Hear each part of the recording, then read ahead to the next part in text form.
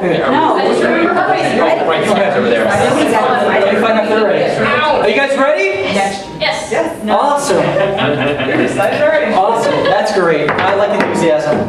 Okay. So, wow. This is the Gallifrey Pirate Radio panel, where we discuss Doctor Who.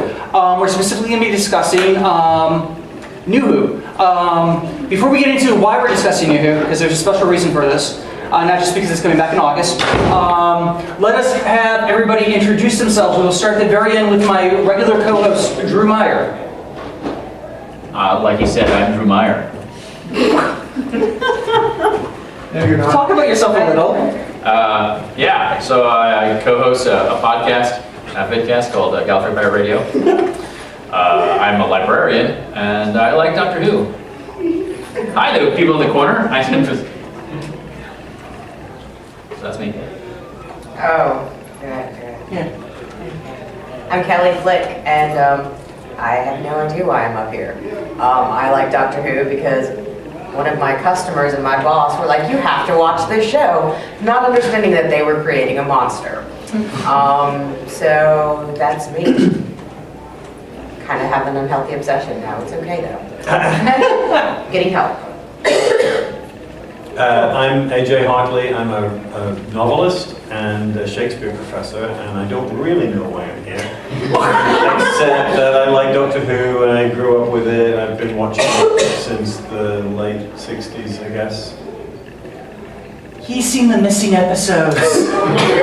But I have no memory of it.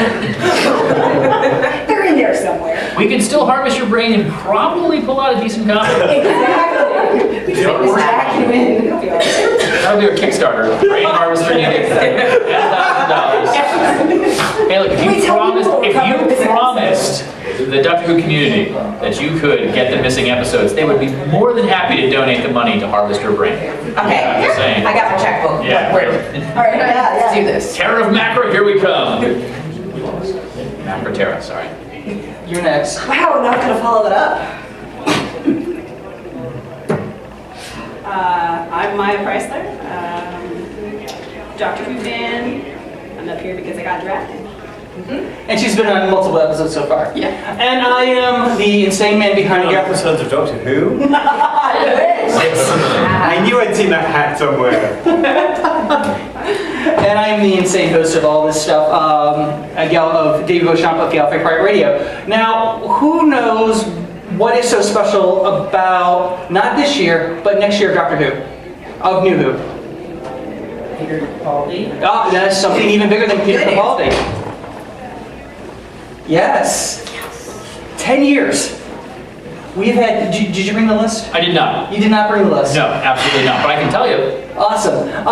But yeah, we've had NUWHO now for 10 years. And how many programs started out? In 2005, 3,422 programs started. Of those, Doctor Who was one of them. And of those, about 19 of them are still on the air. Of those 19, about 6 or 7 of them are reality television shows, so they don't count. And of the shows that are actual like sitcoms or dramas, this is on all channels everywhere, very few of them have made it to what's currently 9 years and then 10 years next year, which would include How I Met Your Mother, which is now canceled, but it still made it 9 years. Grey's Anatomy was on there, and it started in that same time. Supernatural started in 2005. Criminal Minds started in 2005. Always Sunny in Philadelphia started in 2005. So That thing's still on? it's still on. Still on. And I'm not saying that as a bad thing, because I'm sure if people didn't like it, they wouldn't be watching. If they didn't watch it, it would be canceled. But yeah, so quite a few of the shows are still made it. But when you think about it, 9 years on television is quite a feat. And then when we get into next year for 10, not a lot of TV shows in history make it that far, which is actually quite stupendous. Admittedly, they still have another 17 years to go before it beats the record set by Doctor Who from 63 to 89, but still, 9 years is a very impressive feat. So what we're going to sort of discuss here today is what we've liked about the past 9 years, what we hope to be getting, for a possible, I would like to see anniversary, because I think it is a feat that they've made it a decade against all odds. through recasting now 4 times the Doctor, and things like that. But before we get into all the happy, cool stuff, and we're going to have you guys join into what you would like to see, what you hope, what high points and what low points were over the past 10 years or 9 years of Doctor Who. We did just lose a veteran actress of Doctor Who, Barbara Murray, who appeared against Peter Davison in The Black Orchid. She played Lady, I can't ever pronounce these last names. Cranley. So it's really sad that we lost her just 2 days ago. So let's get into the happy, fun stuff. Death and Downer. this. Yes, and then this. And now for cake. So let's start with Kelly, who has actually never been on the show before. No, I haven't. You haven't. This is your first time. And I honestly, I can take blame as being that customer that got her into Doctor Who. What, over the past 9 years, what have been some of the highlights of Doctor Who for you?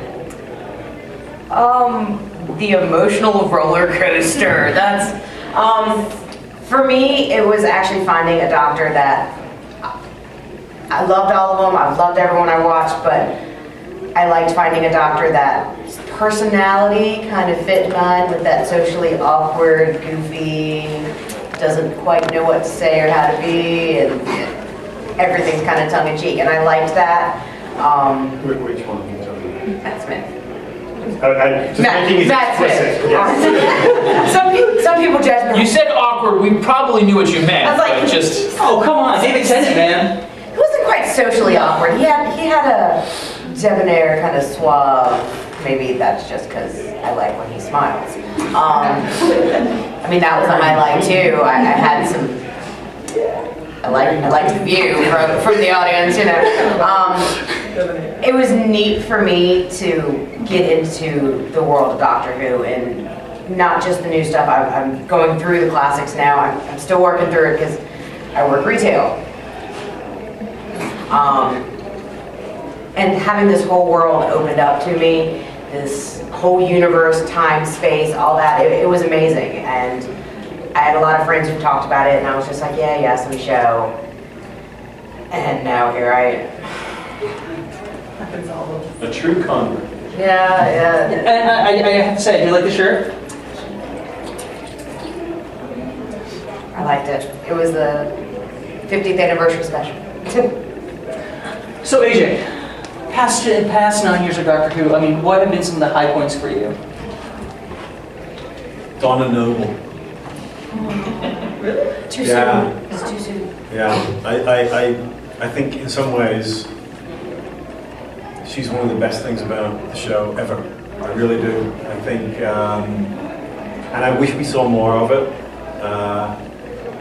And I think, particularly the way that her story arc ended was, for me, some of the best writing that I've seen in that kind of sci-fi show, because there was so much emotional payoff without playing for a sort of obviously maudlin kind of, I mean, I suppose it was in a way, but not in the fact that she was not conscious of it, I thought was kind of brilliant, and the fact that so much of the energy of that was channeled through minor characters like Bernard Cribbins's grandfather, and their awareness of what was happening. I just thought it was brilliant. I thought it was superb. And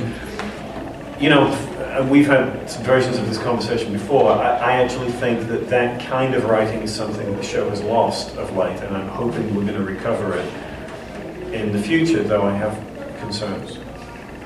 Can I just ask, when you talk about the ending of it, are we talking end of series 4 and excluding end of time, her kind of showing up with the brain explosion and the or are you including that in I'm your... including that. Yeah, okay. Yeah. Cool. All right. Maya, high points for you. I'm going to have to start off by seconding the emotional roller coaster. I think Doctor Who is the only show that has consistently made me cry more than all the stars I like to have. That's a curious pairing. I wasn't there quite. Robots, space, shows made me cry.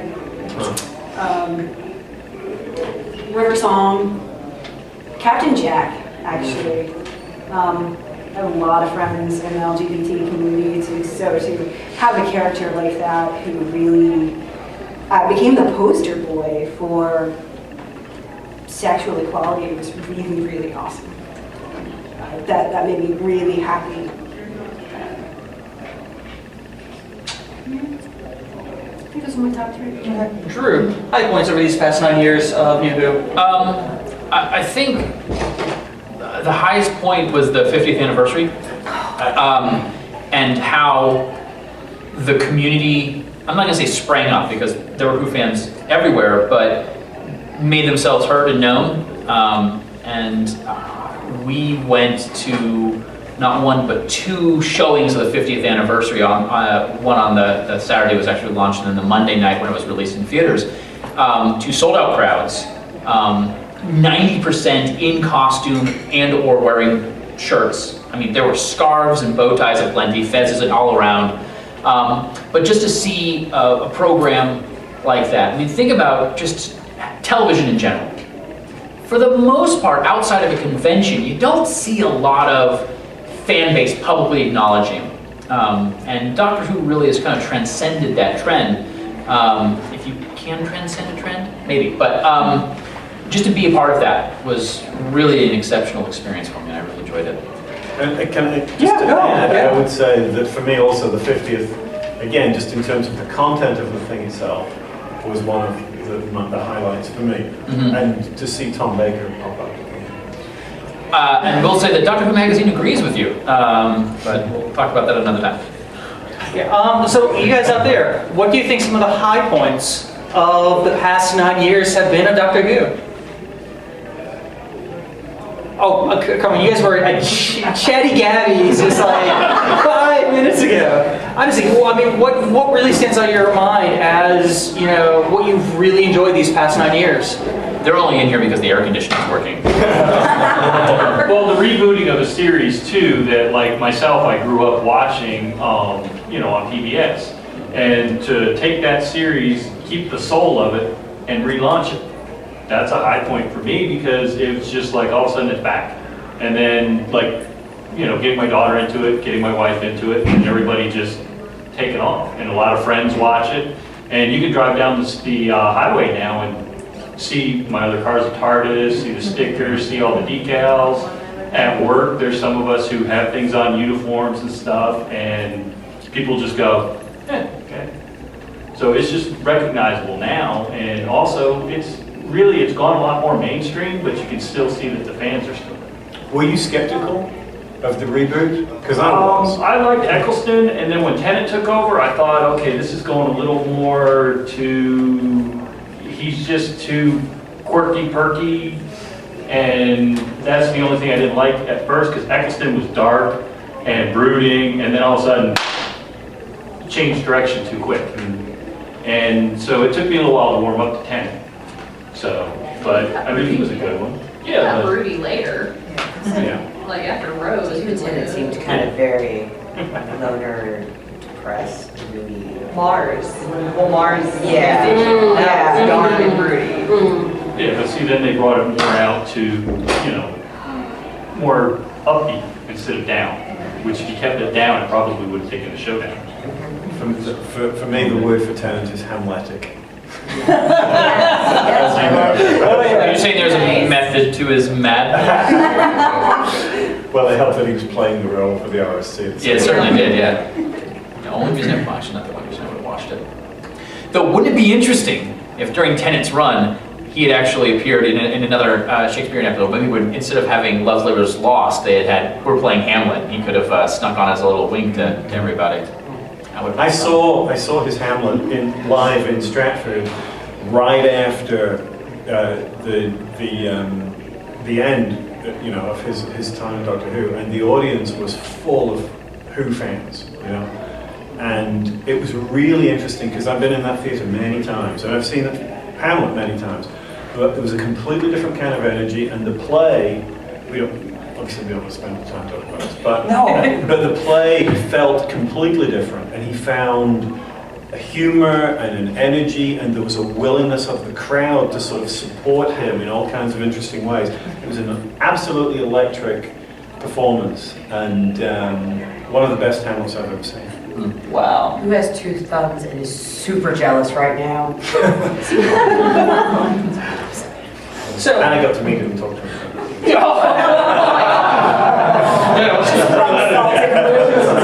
A couple of friends of mine just came back from cons, doesn't matter. Anyway, they're live tweeting their plane trip over, and she's like, check who I'm sitting next to, Matt Smith. Just No like, way. wow. I was happy for them. Happy for them. Happy. okay, since you were so happy, let's talk about some low points of Low the past points. of the past 9 years. And we'll start with you, Mr. Happy. Evolution of the Daleks in Manhattan. Well, it's no secret. I mean, we recently did ranked all of NUWHO. That was my least favorite 2 episodes. Certainly recent for it, which is a shame because on paper I think it worked really well. It just wasn't the way I liked it. But it didn't help that I don't like Daleks. So sorry, Dalek-Con, but it's true. But yeah. And I'm going to throw it down. Fan entitlement is constantly a kind of low point for me because we're not better than any other fans out there, and it doesn't matter how much we want something. That I see fans being cruel to other fans for no reason, and it's fan entitlement. Okay, so are you a Doctor Who fan? Yeah. Do you think? When did you get into it? I got into it with 9, but Bad fan! I know. No, the only good fans are the ones who have been there for the classic series and my know and granddad appreciate it. did, so- No, I'm saying I have seen people say that to other people. Yeah. And it's like, oh, you haven't watched the classic stuff, you're a bad fan. Okay, you just. That was actually So going to be I'm my thinking low you point. can Well, say, that well, happens all the time. It's very not fun. Yeah. it really isn't, and it's dumb. Because we go back and we watch it still. I mean, Yeah. isn't the point that I've discovered something and I find appreciation and wonderment in something that you enjoy? And yeah, I haven't been into it as long. It's not my fault that my dad didn't watch Doctor Who because he's a fanist. But He's a Trekkie and he's like, meh. I know, try to do. But I've had some Who fans just, make me feel like, well, you don't really like the show. You don't get to like it. I'm like, but But 9 years is still a commitment. yeah. Yeah. And I've discovered it, and I discovered it late, and I might have, slightly overdosed on Doctor Who for a while there, and it was okay, because I caught up in time for the 50th anniversary. And that was my goal. I said I was going to catch up by the 50th, and I was. Because I was really happy when you and my other friend Courtney introduced me to it, and really made me feel welcome in this Whovian world. And then I met these other ones that made me not feel so good about it. And then I was all embarrassed and shy. And then I said, I don't care what you think anymore. Bravo. I mean, obviously fan entitlement happens within a number of genres, but because Doctor Who is really possibly the most popular fiction show on television just in the world, certainly by numbers it seems to back that up, we have a much louder voice, and But that's part of the problem, right? The Yeah. very fact that something becomes popular means that the people who are into it then have to find ways to demonstrate why their fandom is somehow superior to others. Right. It's like saying, well, I'm into this band, but they're really obscure, you wouldn't have heard of them. yeah. That immediately makes me cool, It makes us fansters, right? right? If We're you like fan mainstream hipsters. music, Yeah, So. exactly. Still a better fandom than Twilight. Anything's better than Twilight. I know But I not think what the you're American saying. fans. Yeah, that's still a low point. The American, like I have friends in New Zealand and British fans. My actual friends IRL, not just British friends.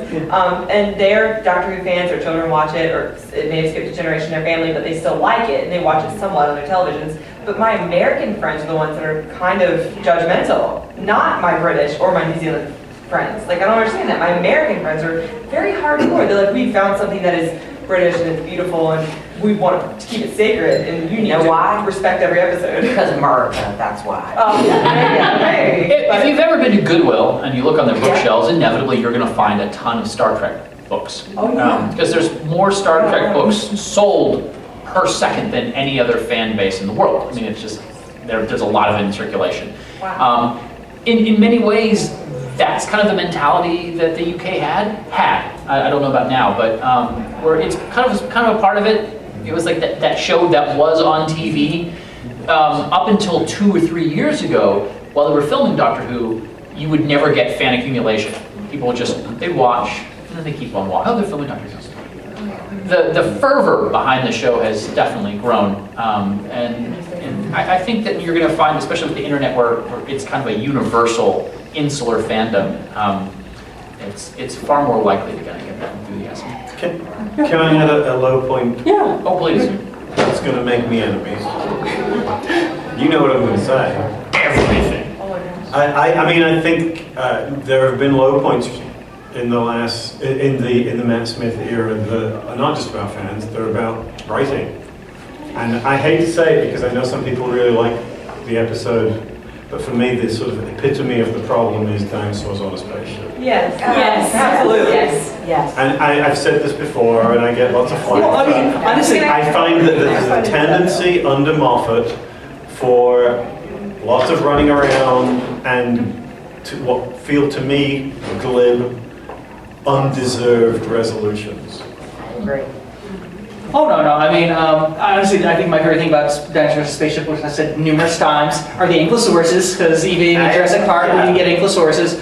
But I mean, that's one of my problems I had in the Power of Three. The Doctor only saves 3 people.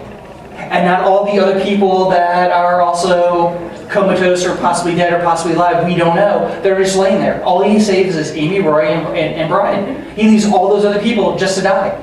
And we're supposed to forget about them. I also just like to point out both of those stories written by the same person, Chris Chibnall.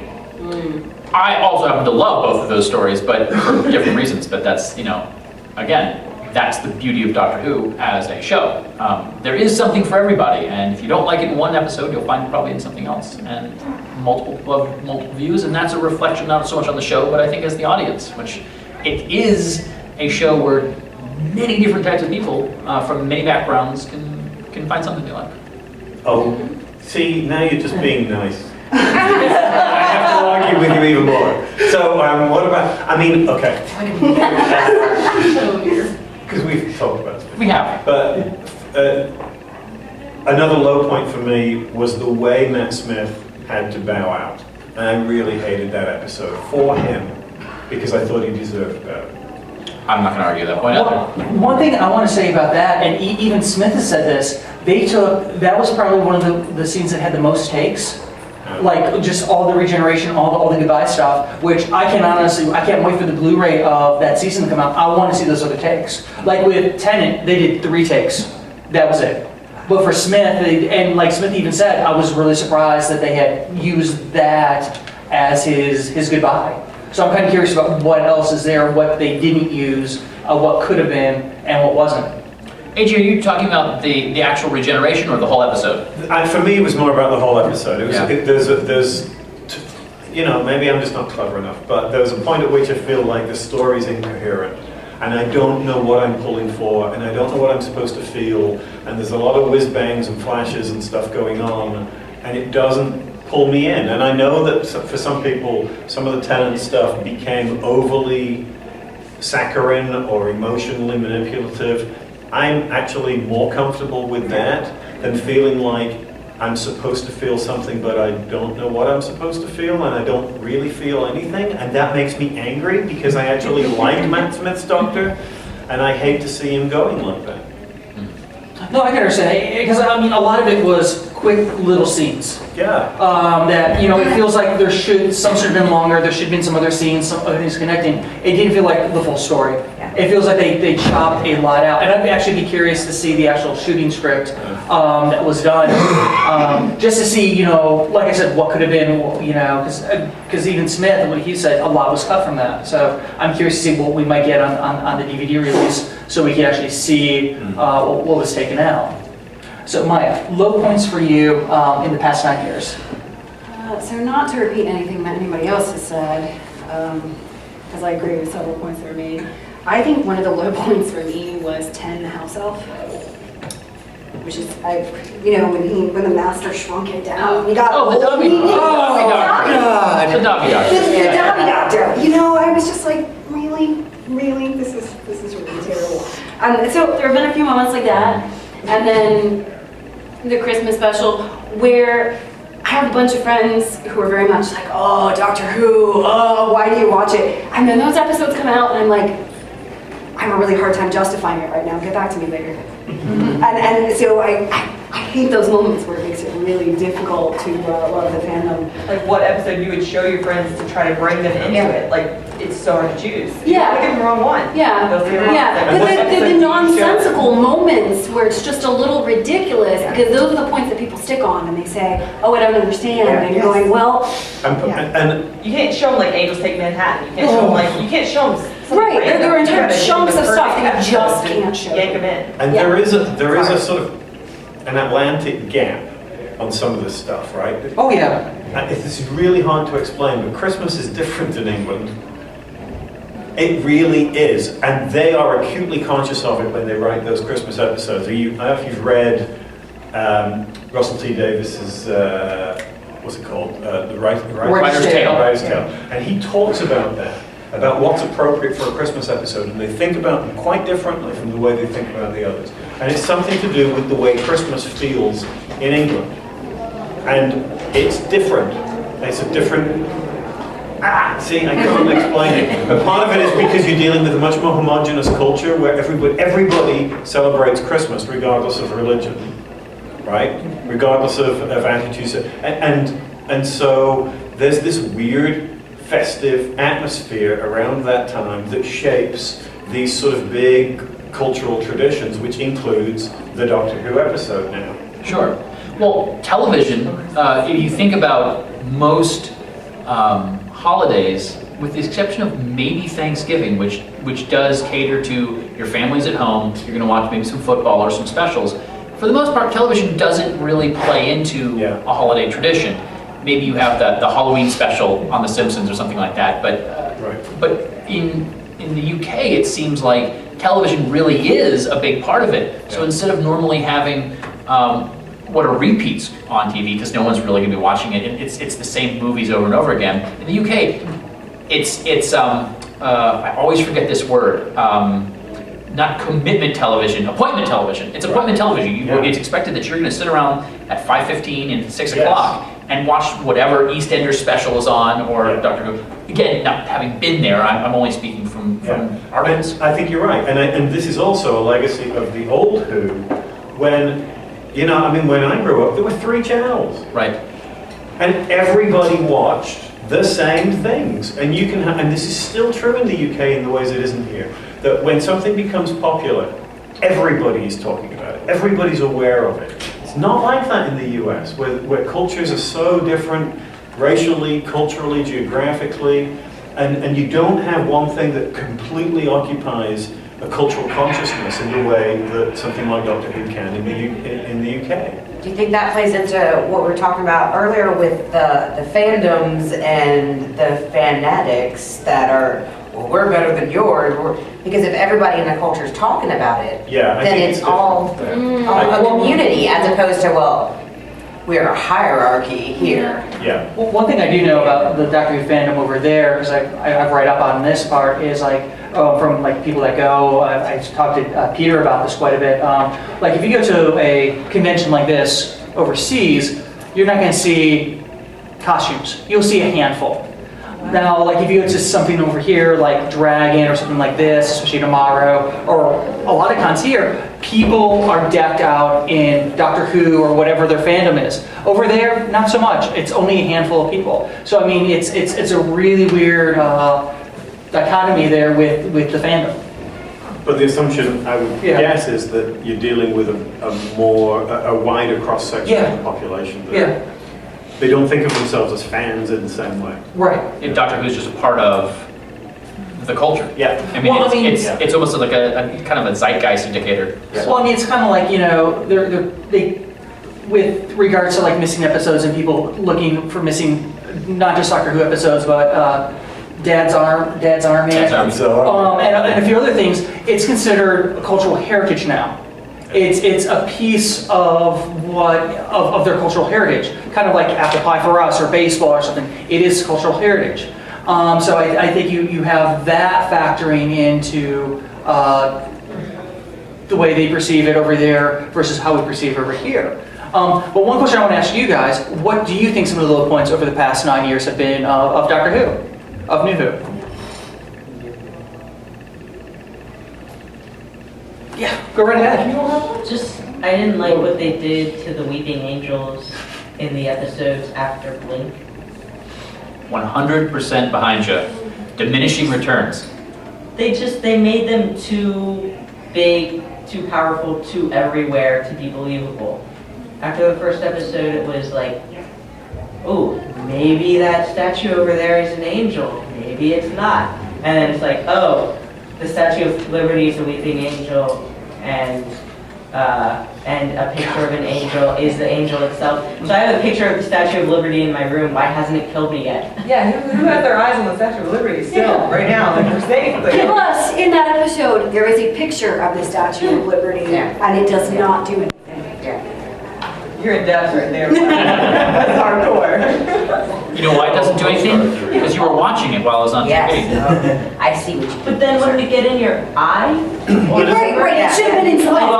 Well, yeah, if you stare at it long enough, but they just kept on walking past. But again, Isn't this the same problem though? Yeah. Well, what if this? What if Right. I know. Let's make you do this. And then what it's the idea of you have a clever idea. How can you act upon the clever idea without reusing it over and over and making it stale? You change it. The problem is, the reason you like something to begin with is it has this one idea. If you change it, you've changed that idea. Yeah.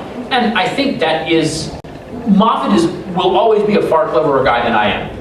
And I'm thankful for him kind of giving that, the show a shot in the arm. An article came out 2 weeks ago that said, when David Tennant said he was leaving, BBC said, we're canceling Doctor Who. Yeah, they were not going to have Moffat take over. There was about a 2-month period where they were figuring out how they were going to end it, and End of Time was going to be the last episode that we were going to get of Doctor Who. Until they rebooted it, whatever, they felt they couldn't survive without it. And they've, I don't know how serious they were about it, but it was certainly the thought. So, thankful for Moffat for what he's done, and, here's the thing. You're talking about a show that's been on the television or in one form of media for 50 years. 50 years. You guys like The Simpsons? Only 25 years. The original run of Doctor Who was on from 63 to 89. That means it was on for 26 years. 26 seasons of that show. So if you didn't like one part of it, wait 3 years. It's going to change. And that's something we're forgetting because we're not used to any show having that kind of tenacity in our imaginations. Well, I mean, it does hold the Guinness Book of World Records for the most recast male lead. There is no soap opera that has that record. It is Doctor Who, and that was a gamble and experiment. Yes. All right, 2 little points. The first is the rise and fall of the Cybermen. That's what I call it. We get the Cybermen back in Cardiff. They're really cool. In fact, they're really scary now. The whole marching down and the one step, and then jump forward, and now we have Cybermen that are Flash with defense shields and Borg-like abilities. They brought this character back to be a great character, and then they completely demolished it and made it a running gag. The other one is, I think the Ponds were around way too long. I feel like I have a response for all of it. You know what I felt about the Ponds, and I liked them as characters? I really liked the dynamic of Amy Pond in the 5th series, and I really liked the Ponds in series 7A. I felt that they felt like a couple for the very first time, as opposed to Amy being. But if I was ever in a relationship with a woman who treated me as cruelly as Amy did to Rory, I wouldn't be in that relationship. And I felt like they were a nice couple towards the end of the series, and they got rid of it. So. Yeah, and the Cybermen, wow. Well, hey, it could be worse. Gold arrows could kill them, So if you look at the history of the Cybermen, they get really cool, and then they get a little weird, and then they get really emotional, and then they're a little off. And then you can kill them with a gold coin, and then they disappear for 20 years. But, I digress.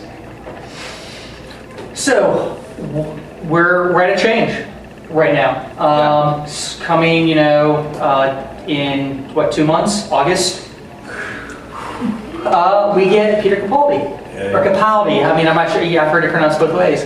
What would you like to see, over the span of not just, this next year, 2 years, 3 years? What would you like to see in the future of Doctor Who? More guest writers. More guest writers. I love that idea. They've got some new folks. I was gonna say, we're doing Neil Gaiman. Yes. Gaiman. Gaiman. Yes. Every time I say it one way, someone's like, you say it wrong. Those are my favorite episodes. Yeah. And I want him to write more. I want to see Peter Capaldi, as the Doctor, play a musical instrument that's not a recorder. Because we know Capaldi actually has the ability. He's going to be a teddy boy. That's what his character appears to be, which is, I was trying to explain it today. It's kind of like Greasers and Mods, and right in the middle are the Teddy Boys. We know he actually is an accomplished punk. He was in a punk band with Craig Ferguson. Capaldi, not the Doctor. Though, wibbly wobbly, right? I think it would be really cool to see an episode a la Delta the Bannerman from the classic series from 87. I'd like to see a kind of almost a rock and roll. I'd love to see the Doctor just break free and rock out and kind of, show that, hey, I've been around for 1,200 years. I know how to play a guitar. That would be very cool. One episode, but I still want to see it. Anybody up here? I think Capaldi, we were talking about this before, I think Capaldi's a great actor. I've seen him in a lot of things over the years. I just want to see him use that range that he has, and I think that you got to play to his age a little bit. And I'm actually kind of looking forward to seeing a Doctor with gravitas. That's why guest writers. Moffat has a tendency to phone things in. He has a tendency to let it go just that way. Yeah. The guest writers will take the range of Capaldi and play with it, whereas Moffat will be afraid that he's going to mess up the show. Yeah. One of the things as far as writers are concerned with this new season, that we have several confirmed writers. Almost all the writers for the season are writers who have written for the show before. Moffat, we know that he's writing the opener and the closer, and at least one in the middle. At least one, possibly two. But most of the writers are the ones we've seen before. However, the directors are almost entirely new. So we have, I think, only the second or third female director. It was just announced recently that we'll have a female director for Series 8. I've forgotten her name, but she did direct Tank Girl.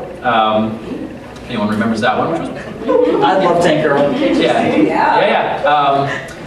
Ben Wheatley, who did a trilogy of kind of stylized, I don't want to call them horror flicks, but kind of hard-edged, kind of grim noir films. And a couple of Douglas McKinnon who's coming back. A couple of folks who've come back. Is Mark Gatiss involved?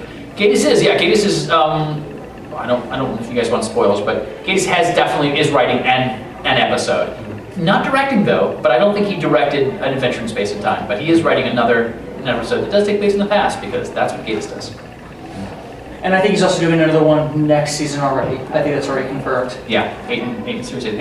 We already have a Series 9, so even if you don't like Series 8, we got one. And from what I understand, I think Gaiman is coming to 9.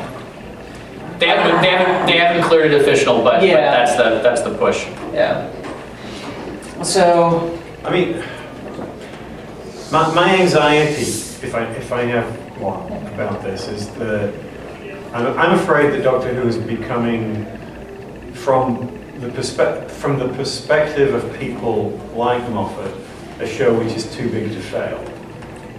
And I think that he's wrong. That's why I think he sometimes phones things in. You watch some of the writing that he's done. Well, I think that's been true. Years. I think that's been true of Sherlock as well. Exactly. You know.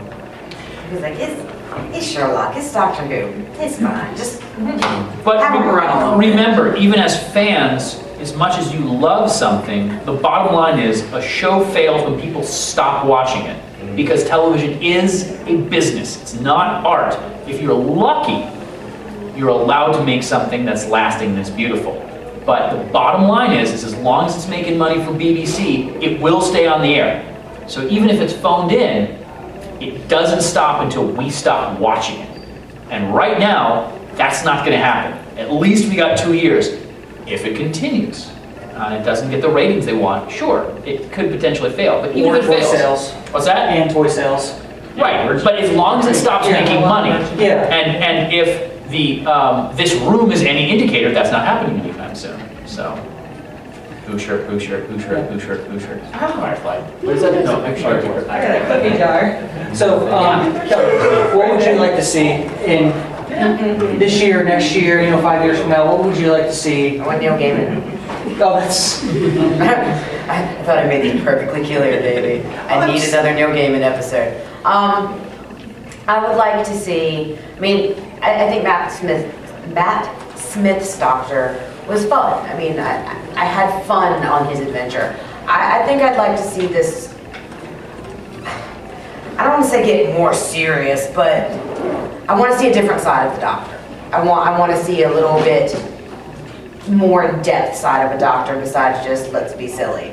And there was more to Matt Smith's Doctor and Tennant, but just the images I've seen of him, I'm like, there's something there. There's something there that I want so much to really, I can't find the words, but I want to see a different side of him. Something that I haven't seen before, something that's going to just suck me in and make me go, I like you. Because I'm always a little bit hesitant every time there's a new Doctor. I'm like, I don't like you. Oh, maybe I do. So, and Neil Gaiman. You seem like you want to say something. There is something I want to say, but I don't want it to sound wrong. You're a writer, AJ. You Use your can't sound more words. wrong than the words that just came out of my mouth. Because I don't want it to sound like merely politically correct. But I think the show needs more diversity, and I think it needs more women. Strong women, interesting women. It's one of the reasons that I like Donna. And I don't think that Moffat has a good track record in this department. I'm delighted that Capaldi is taking over as the Doctor. I would have loved to see Helen Mirren, but that's fine. But yeah, I think it's something they need to be alert to. The world has changed. Go ahead. Oh no, we are getting some interesting people brought into the show, like Danny Pink. I forget the actor that's playing him. Anderson. Yeah, and then we have that other interesting looking female that's coming onto the show. I can't remember her name The right character is Mrs. Delphlox, and her name is Holly Keys? Keely Hawes? Keely Hawes, thank you. Yeah. Here's the thing.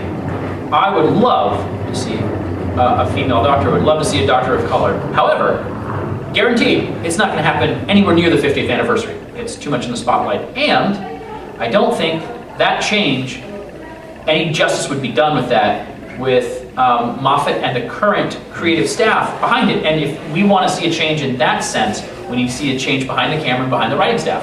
We've had, in the history of Doctor Who, we've had, I believe, and I could be wrong, 3 women write for the entire show in 50 years.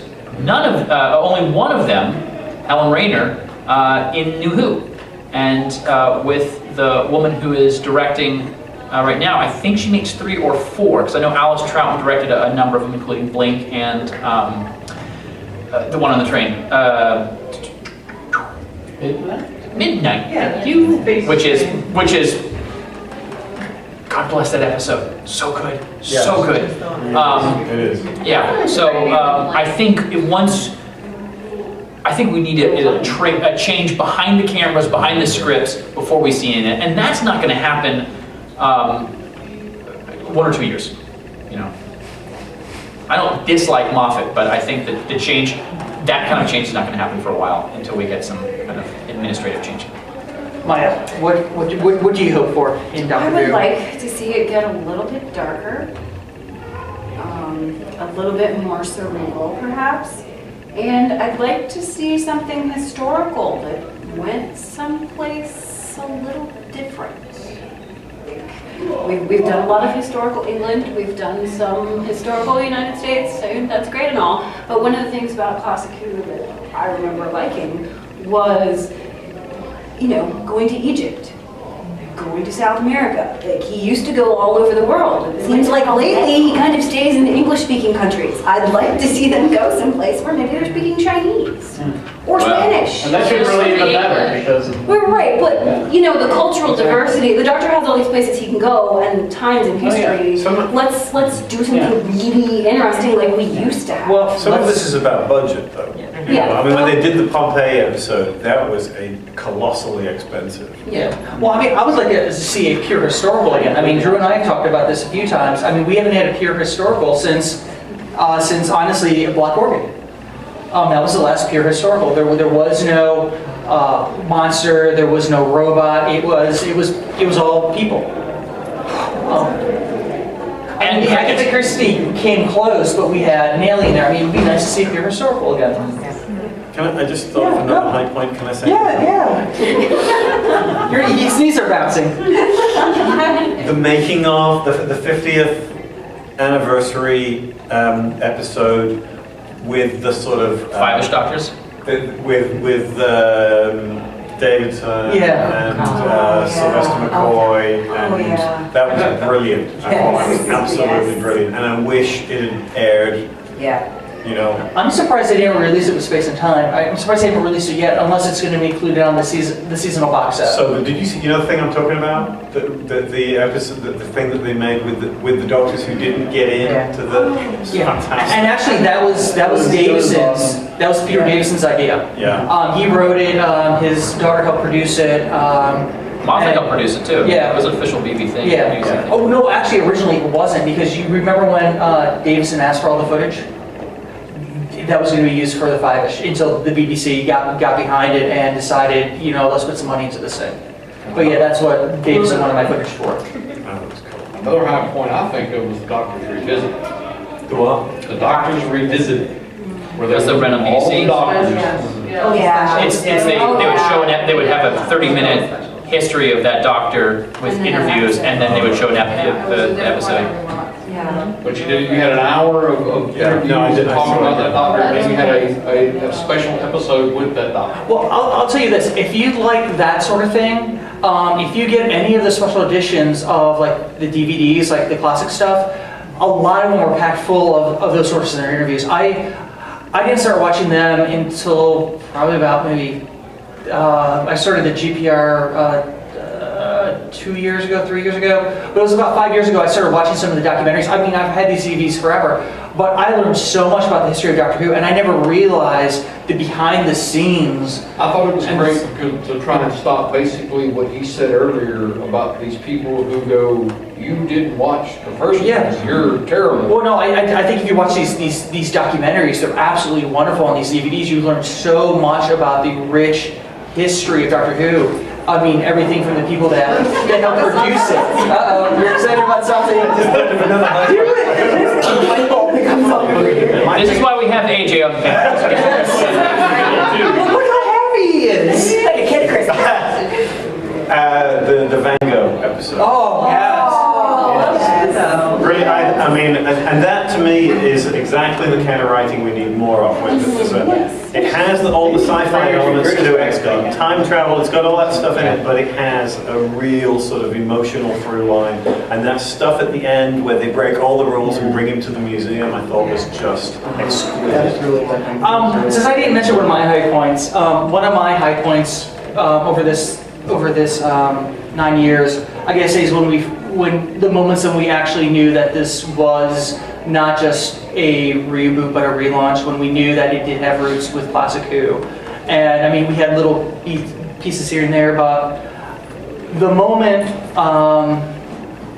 I saw the, I'm gonna tear up here, I always tear up over this. When I saw the tan and red jacket of Davison, the Fifth Doctor on the Council, I lost it. Because not only did I get my Doctor back, it solidified that this was paying homage to what came before. It's paying homage to, at that time, I'm not sure how many years, but I mean, it was paying homage to what came before, that it did not forget, it didn't forget the past. And I think, if they did try to relaunch, and because at one time, 9 was going to be 1, that they actually did acknowledge that, we have all this wonderful continuity, all this wonderful history, all this cultural heritage that we're not just going to throw away. Well, I think that's one of the things that Moffat's very good at, Yeah. is in the background, where if you're paying attention, if you're a real fan, Yeah. you'll see stuff like that. For me, that episode, it was the Sarah Jane stuff. Oh, When they brought her back. I'll say that episode, I think, Really solid. all in all, was an absolutely horrible episode. But honestly, what's so amazing about it are those scenes with Sarah Jane. I mean, if there was one companion to bring back at that point, it was her. I mean, because she was the definitive classic companion. I mean, that's the one that everybody looked back to and looked at. And I really felt Donna was the modern equivalent of Sarah in a lot of ways. And I'll be honest, when I saw her in Runaway Bride, I could not stand her. But when I saw Partners in Crime, I was in love with her. And then just recently, not too long ago, when we were rating all the NUWHO stuff, I watched everything again, and just seeing where Donna started and seeing where she was going to end was absolutely amazing. I finally liked her in Runaway Bride after seeing that entire arc with her, because it is a phenomenal arc. She grows on you like a fungus. When I was little, I really liked K9. That was Yeah. a cool deal. yeah. So when you saw him Yeah. Oh yeah, I mean, back, and that was really cool to me. I might have squealed a little. oh, and I was up and down, cheering, screaming. I mean, like you said, Doctor Who, like you said, I think one of the amazing things about it is an emotional roller coaster. It will make you cry. It will make you laugh. It will make you jump up and down in joy. It will make you hide behind the sofa. I mean, Three things. yeah, it takes you through the full gambit of things, and I think that's one of the magical things. Not only that, but what you're saying, change. That is one of the things why Doctor Who, I think, has lasted 50 years and has captured the imagination. You give it time, it is going to change. That is the concept of the show. It's all about change and what's going to come next, because you never know what's going to come next. And I really do hope that with Capaldi, I mean, I've heard some rumblings about what it might feel like, and right now it's all rumor and speculation, so we have not had a true trailer. I hope we get something different. I mean, Moffat got to tell his fairy tale story with Matt Smith and everything there. I want something completely different, and I think if there was a writer that can do that and keep it fresh, I really hope. I think it might be Moffat. But we'll know in a couple months. But I will say, I do want to see the Paternoster gang go. I think we've had enough of them. That's just me personally. But of course I understand why he keeps doing it, because from my understanding, copyright, at least with Doctor Who, has been that when a writer creates a creature or a monster or whatever, they retain some sort of copyright associated with it. They actually own part of it. That's why, there was a weird thing where we weren't sure we were going to get dialects or not back in the new season, because the Terry Nation estate owned it. And the reason why we have dialects every season now is that if they don't use them, they're going to lose them. So they have to appear at least once in every season. And I know Capaldi has already been like, I want a dialect episode, because that was his favorite monster. Hell yeah. And I'm really curious to see how much homage we're going to get out of the third Doctor with Capaldi's performance, because if you look at his outfit, and he's even stated that his favorite Doctor was a Pertwee Doctor. I wouldn't mind seeing some Minutia and Kita. I mean, I wouldn't mind seeing some of the Doctor's catchphrases from that time period. But I mean, I think it's exciting. We have an old Doctor. We have something that we haven't had in a long time. I mean, yes, Eccleston was older, but he wasn't Hartnell age. And I mean, the cool thing about Capaldi was, when he regenerated, he was the same age as Hartnell was when he accepted the role, and he's going to be a year older when it starts. I think it's a very exciting time. Yeah, I think if we're lucky, we're going to get one amazing ride, and I hope they do what they did with season 5, where they threw everything they had at it, because they even said they had no idea if they were going to continue past season 5, so they knew they had to, throw everything they had at the show. And make it as magical. And honestly, Matt Smith sold me as the Doctor in his first episode, which has never happened to me before. I need time to, really like a Doctor to show you who. So I'm really looking forward to see what they do with Capaldi, because I mean, I know what Moffat did with Smith in that first episode. I really hope that sort of magic, that sort of just energy, we're going to get it back. I'm not gonna follow that, so. Yeah. I mean, Doctor Who is something I'm very passionate about because Really? for a lot of people, they didn't. Well, here's the thing: is a lot of people know who their first Doctor is. A lot of people know when they first saw it. They remember the first episode. I don't have that. I've always known Doctor Who. I grew up on Doctor Who. I can't tell you what my first episode was. I don't know who my first Doctor is. I count myself lucky that my mom had me watching Doctor Who from the very beginning.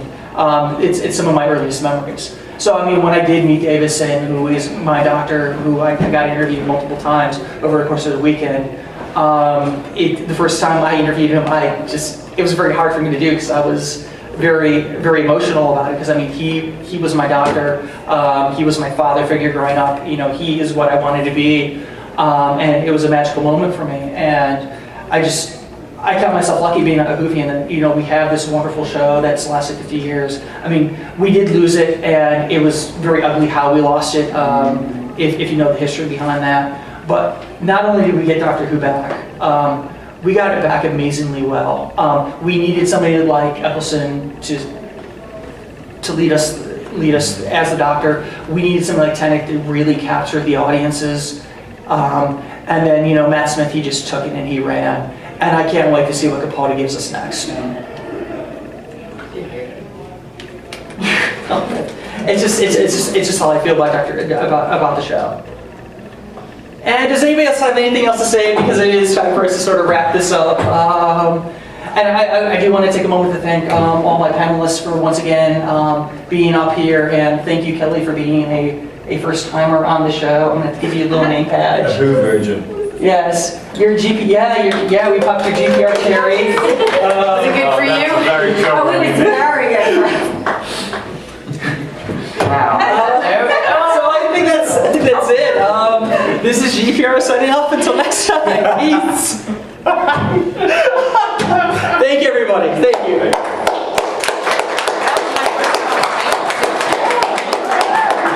I didn't know. Tell them we're doing